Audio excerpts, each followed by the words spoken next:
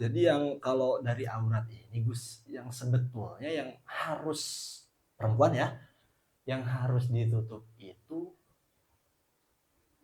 kulit atau bentuk tubuh Gus. Berarti sholat pakai katakan anduk ditaruh nih di atas apa namanya di atas nutup sekiranya pusar dan lutut gitu. Bisa boleh. Pada lihat dulu Kak. Gimana? Kalau dapat faktur berarti diterima. Sholatnya di faktur nih diretur kalau diretur. Berarti nggak diterima kalau pakai diterima berarti. Karena apa hadis Kanjeng Nabi itu kan maksudnya Islam itu datang dengan keadaan asing. Dan maka akan kembali asing gitu. Iya, jangan sampai Islam ini literasinya kemudian menjadi asing lagi. Asin. Ya.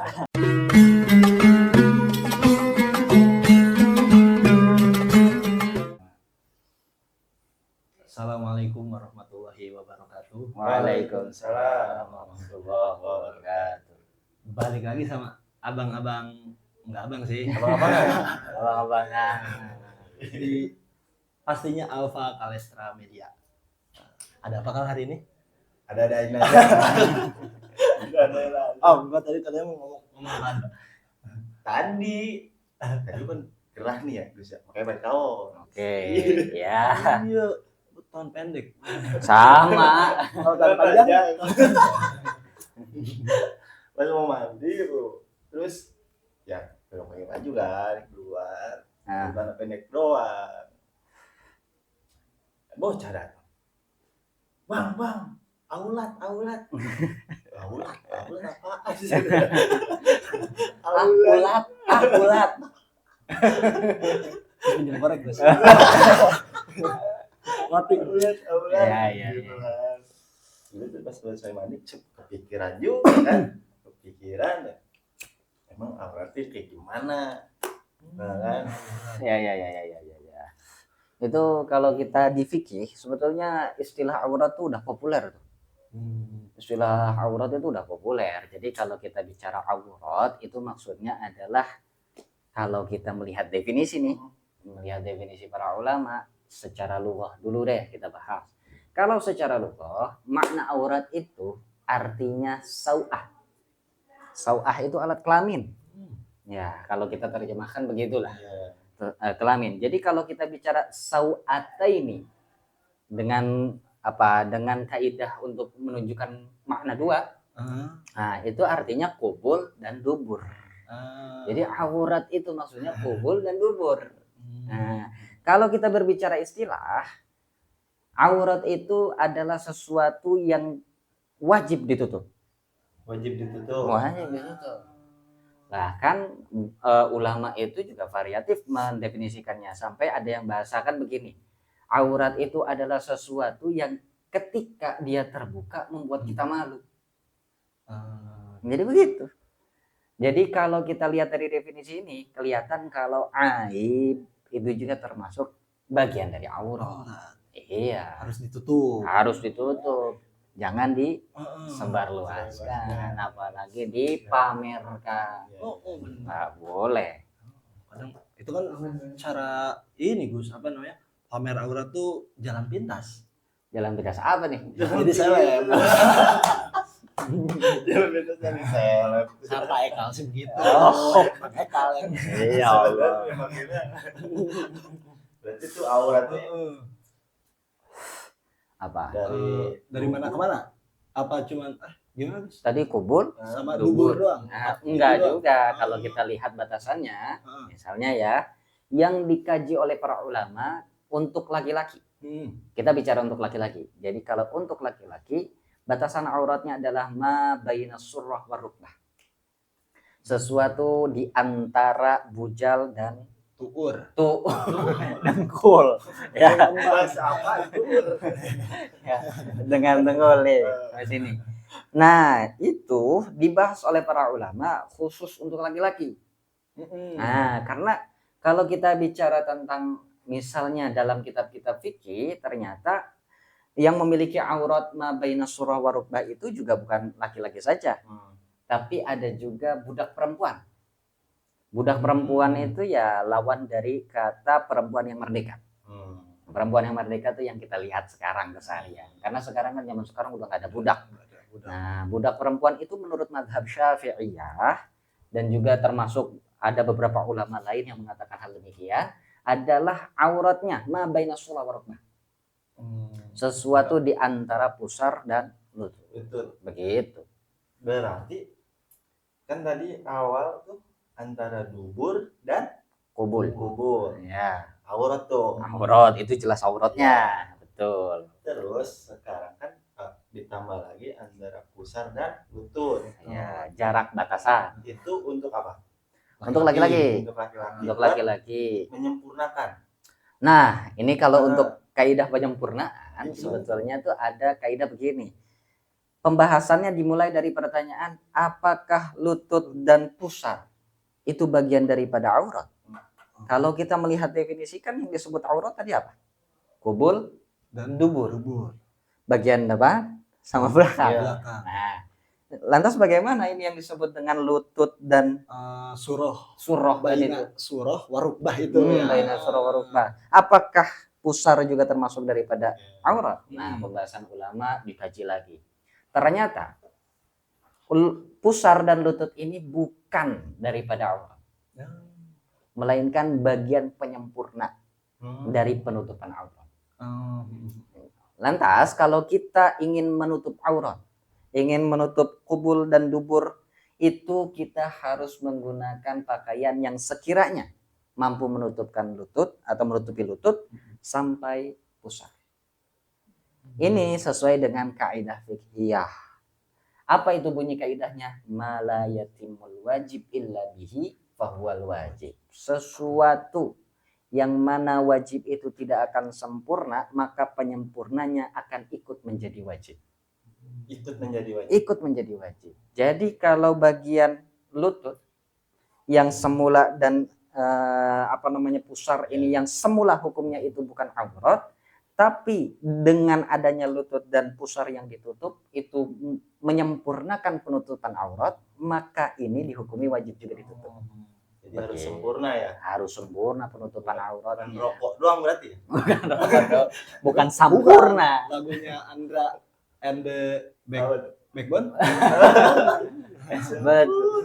Nah, Berarti begitu. antara pusat dan lutut.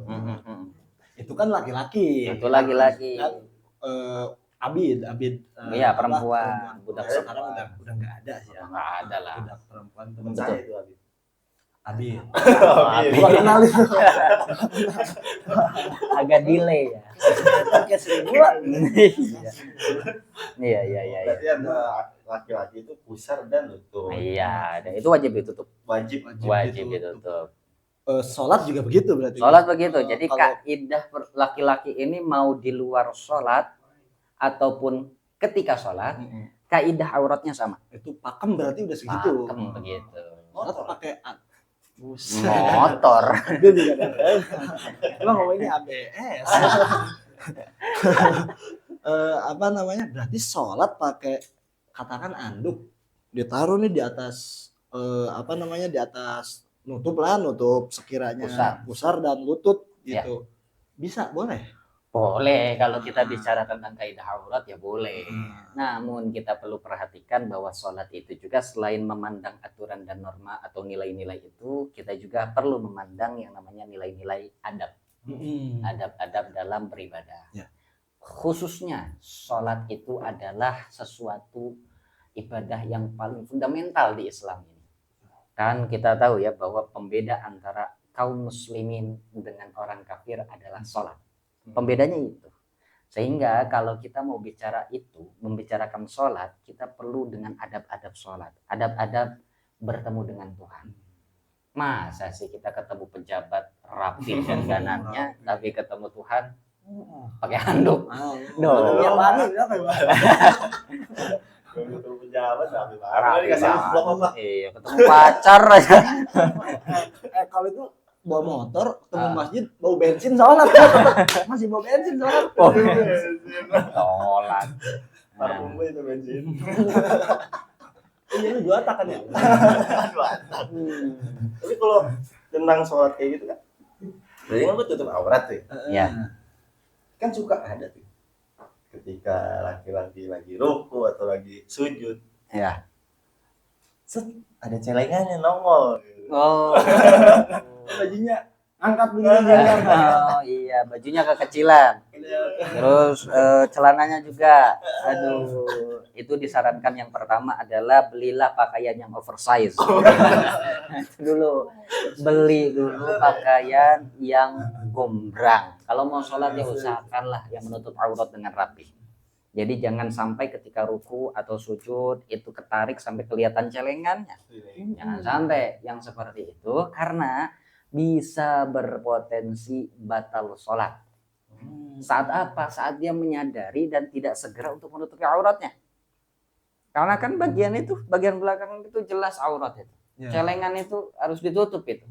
Malu lah kalau kelihatan itu. Orang kan suka iseng juga ya. Apa tuh? Biasa kan ke masjid ada bocah gitu. Iya. Masukin ah. Ada. Itu lah bocah di mana? Itu di mana? Iseng banget bocah. Oh iya. Kan. Tapi kalau nih, gue nanya nih sama Ekal nih, orang yang begitu, itu menurut Ekal sholatnya diterima nggak? Sholatnya diterima apa enggak? Enggak, deh. Kenapa? Karena kan kelihatan nih. Padahal lihat dulu Kak. Gimana? Kalau dapat faktur berarti diterima. Sholatnya di faktur nih di retur. Kalau di retur, berarti nggak diterima. Kalau Pakai diterima berarti. Pakai. Benar. Betul. Tapi soal diterima atau enggak Gus, Ya. itu kita bisa menghukumi nggak sih dari segi apakah sholatnya udah sesuai prosedur atau enggak, atau prosedur ini jadi apa min alamati. Oh ya. Kalau masalah tentang apakah kita akan dikabul atau diterima sholatnya atau tidak, itu sebetulnya kita sedang berbicara ranah hak prerogatif Allah. Jadi masalah diterima ibadah atau tidak kan memang tergantung Allah. Allah maunya diterima atau enggak ya tergantung Allah. Terserah Allah Tuhan. Kita hanya menjalani tugas kita. Namun ketika Allah memerintahkan sesuatu, tentu pasti dengan norma, dengan ajaran. Nah, ajaran-ajaran yang kita ikuti itu bisa menjadi tanda bahwa kita itu mendekati arah penerimaan ibadah. Gitu. Jadi sholat dengan ilmu atau pengetahuan mengenai norma-norma ibadah atau mengenai norma-norma sholat itu sendiri, itu menjadikan kita lebih dekat penerimaan sholatnya oleh Allah Subhanahu wa Ta'ala. Potensinya lebih gede. Oh, betul sekali daripada orang yang sholat tanpa ilmu. Makanya ada istilah oleh para ulama itu, orang yang ahli ibadah berapa puluh orang itu, kalau dibandingkan dengan ibadah sedikit dari orang yang alim, ada orang tukang ibadah nih, meskipun orangnya puluhan orang gitu. Tapi kalau dibandingkan dengan satu orang alim beribadahnya cuma 2 rakaat sholat, itu lebih utama orang alim. Karena beribadahnya menggunakan ilmu. Oh iya, benar. Betul sekali. Itu baru aurat laki lah. Iya. Iya. Kalau cewek gimana ya? Wah. Nah, Dari sensitif sih. Dari tadi lu penasaran kan? Iya, itu. Tadi pasti Ekal penasaran dulu. Nah, Pengen ngomong takut. betul. Khusus pembahasan perempuan. Kalau perempuannya ini, kita bicara tentang perempuan yang merdeka ya. Karena tadi kita membahas perempuan yang budak kan sudah tidak ada budaknya. Kalau perempuan yang budak, ya, masih jadi budak, itu kita bisa melihat literaturnya Syafi'iyah mengatakan auratnya seperti laki-laki. Ya, seperti itu. Nah, kalau perempuan yang merdeka, antara di luar sholat dan di dalam sholat, menurut mazhab Syafi'iyah berbeda. Berbeda? Iya. Menurut mazhab Syafi'iyah, aurat perempuan kalau di luar dari sholat ini, hukumnya menutup aurat seluruh badan. Seluruh badan. Iya, maksudnya diwajibkan menutup aurat seluruh badan. Jami'u badaniha. Seluruhnya. Tanpa pengecualian. Tanpa pengecualian. Nah, tapi kalau di dalam sholat itu dikecualikan. Ma'adal wajhi wal kaffain. Selain daripada wajah dan telapak tangan, kedua telapak tangan ini. Begitu. Tapi sempat kepikiran juga ya. Kan seluruh wajah.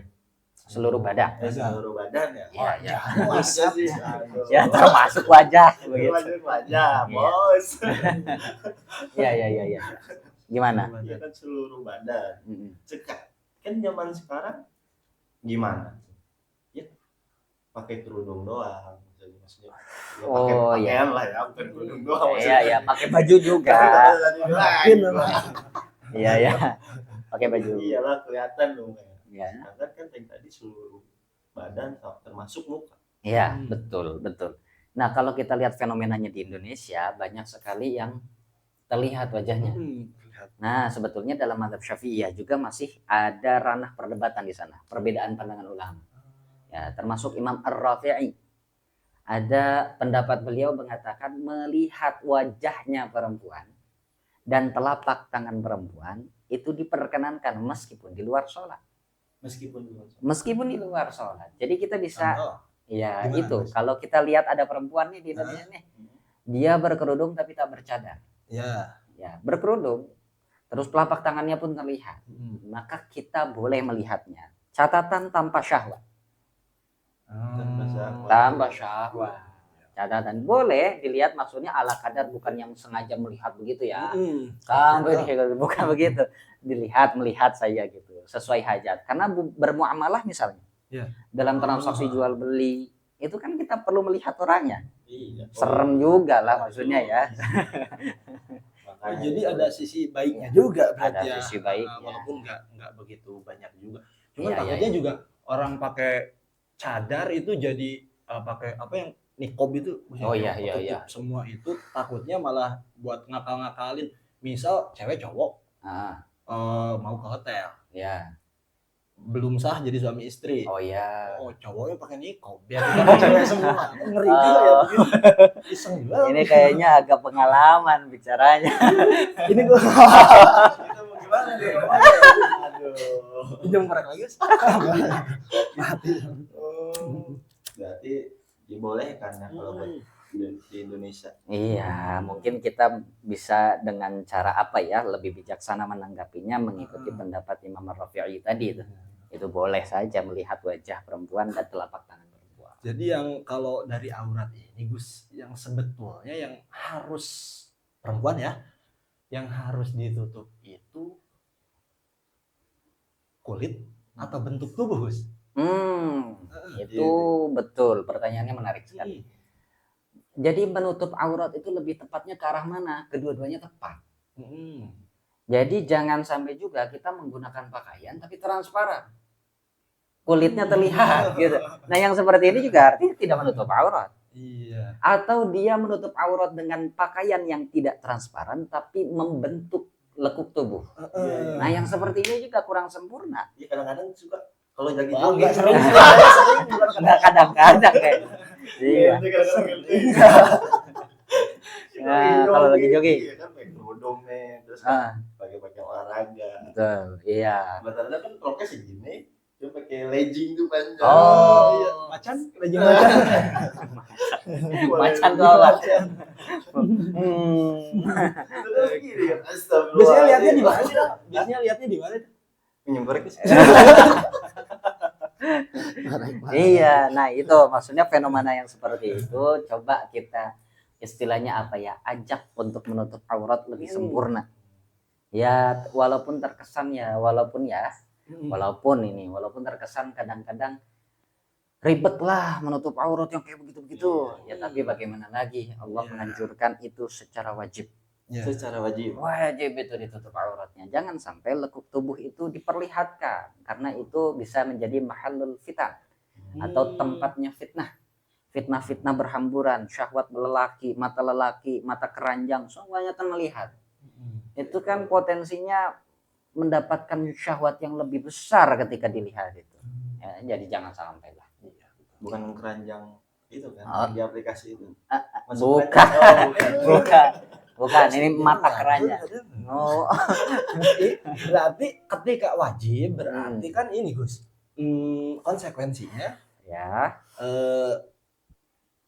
dilakukan mendapat pahala, ditinggalkan mendapat dosa. Betul, definisi wajib. Kesampingkan dulu nih pahalanya. Betul. Kalau buat dosanya, laki-laki buka aurat sama perempuan buka aurat, dua-duanya dosa. Dosa, betul. Sama nggak sih dosanya, Gus? Sama nggak sih dan dosa?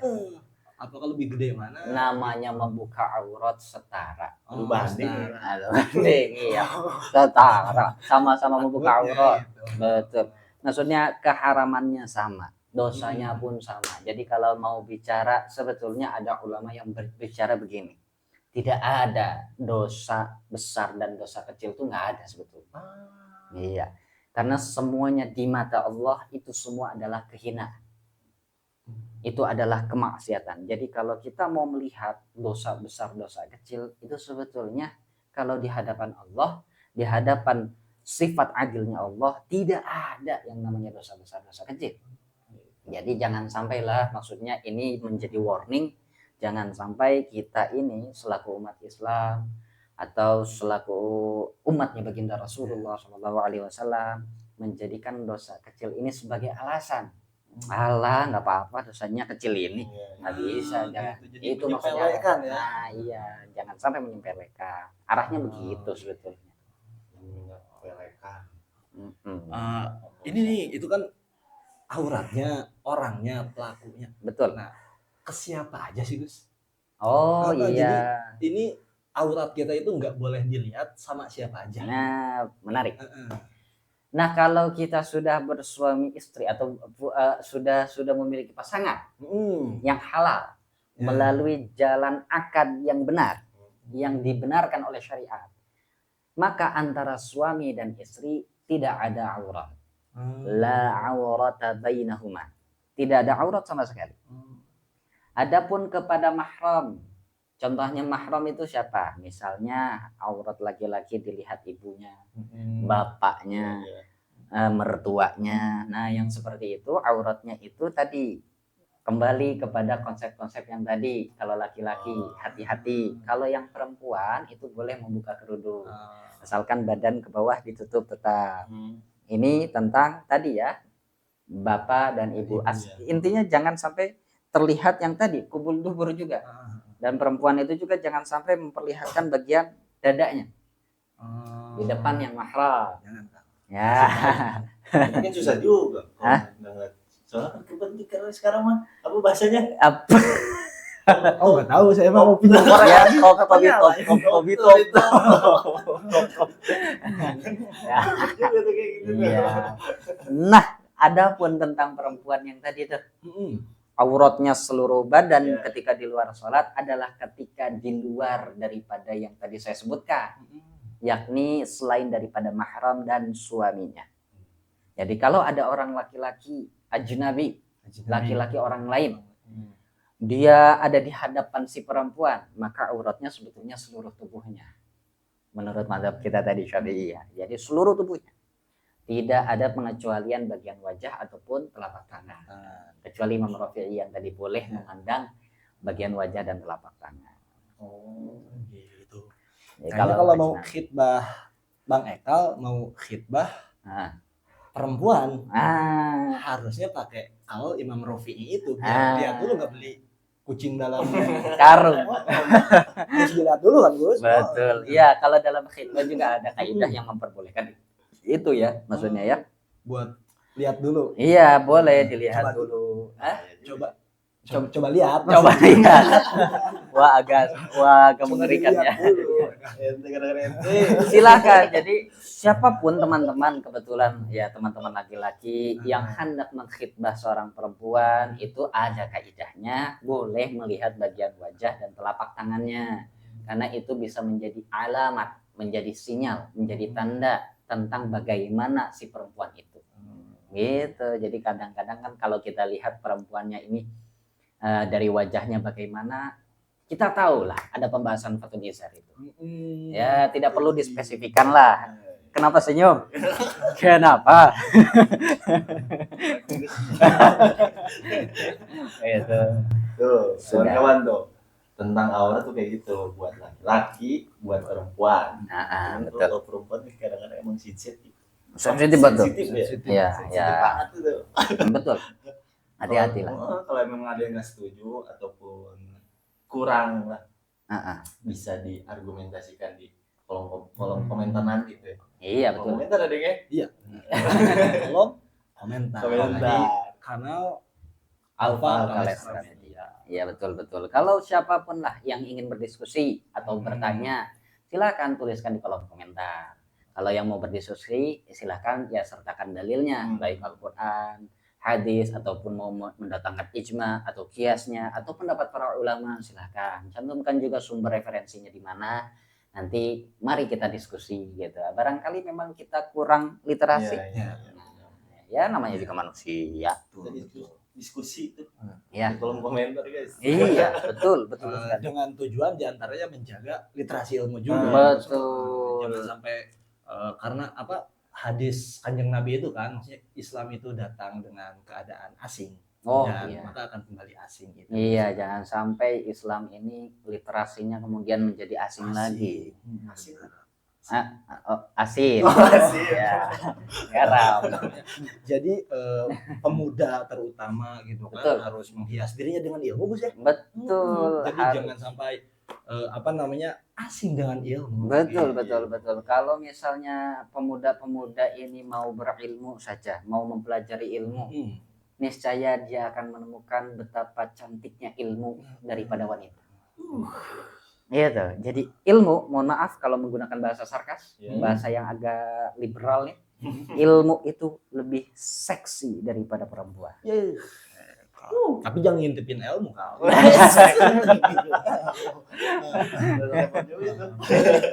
Pokoknya jangan sampai terasing dengan ilmu karena keterasingan itu Gus terkadang Apa namanya? Laisal adamul ma'rifati bukan tidak adanya saling mengenal, Iya, tapi betul.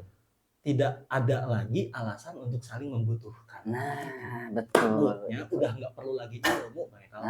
Kalau kita selalu merasa asing dengan ilmu itu takutnya merasa nanti tidak butuh ilmu. Sekarang kan kenalan ya sama lawan jenis mulu. Iya benar. Ya Allah. Betul. Tuh, guys. Pokoknya mah Ini boleh sih itu dibahas, tapi nggak Tapi nggak sekarang dong. Kayaknya boleh tuh dibahas. Aja gitu, tapi nggak sekarang. Kayaknya kamu seneng banget bahas itu ya. Nanti kita tungguin lagi Bang Ekal mau bahas apa di Alfa Kalestra Media. Pantengin terus kanal kami. Mungkin itu yang bisa disampaikan. Wallahul muwaffiq ila aqwamit thoriq. Wassalamualaikum warahmatullahi wabarakatuh. Waalaikumsalam warahmatullahi wabarakatuh. Tuh.